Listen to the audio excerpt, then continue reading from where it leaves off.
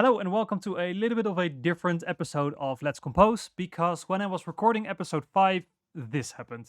Oh no, I forgot. Oh, I'm very stupid. I have been recording for an hour and 12 minutes and I forgot to switch my sound card so it would record Cubass. So I thought let's just make a shorter episode where I go over everything I did and explain why. I'll show you the end result. And the next Wednesday I'll be back with another episode where I start off where I just left off today. Alright, so what I've been doing over the last hour or so is orchestrating this section that we came up with last time. Started off with doubling this string line in the high strings.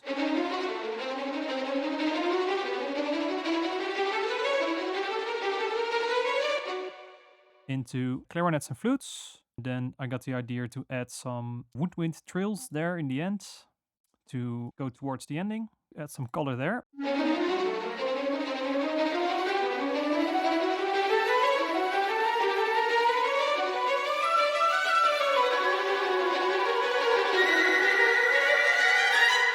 All safe, water time. Then I moved on to the brass.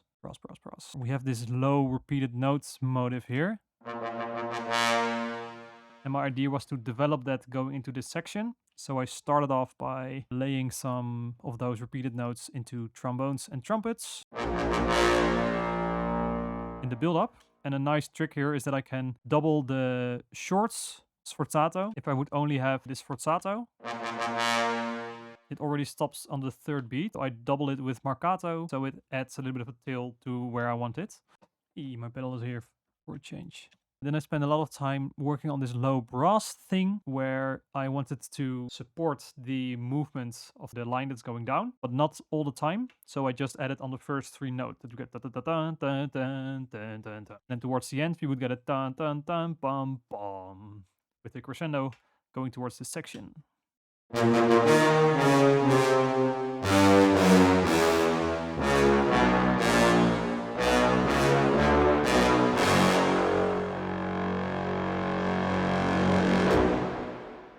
To support the bassoons and the bass clarinet and the low strings that were going on in the meantime.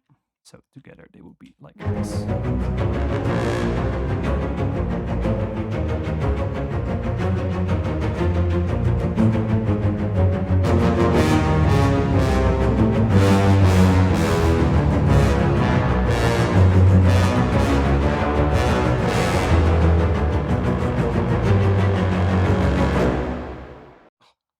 Autosave, no water anymore. Then next up, what to do with the other brass.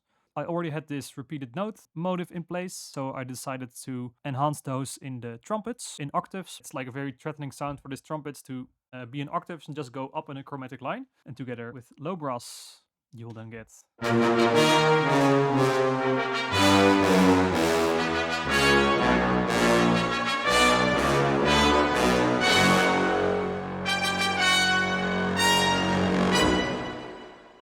I am starting to like it.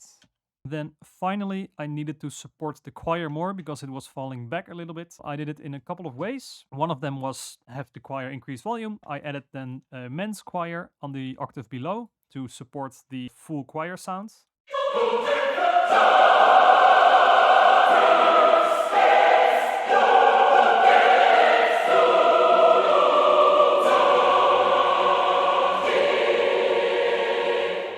And then to add like a higher register doubling of that, I doubled it in oboe, shorts, and piccolo, just for that high end, to make it stick out just a little bit more. And to add the brassy sound that I was looking for, I added the horns and trombones, which kind of expand going from this ta-ta-ta-ta motif. That's how they enter in the first place, and then they join the melody, including the chords.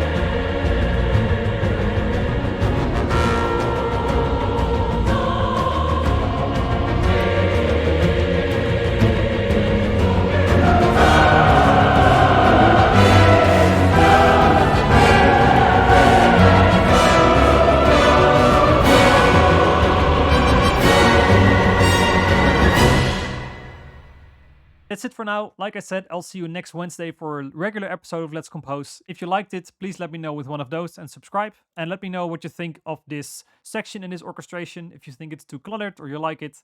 As always, let me know in the comments. Thanks a lot to my patrons, Danny Lynch, Kyle L, Michelo, Matthijs Dierks, John Dennis, and Frank William. And I'll see you in the next one. Great playing, Tom.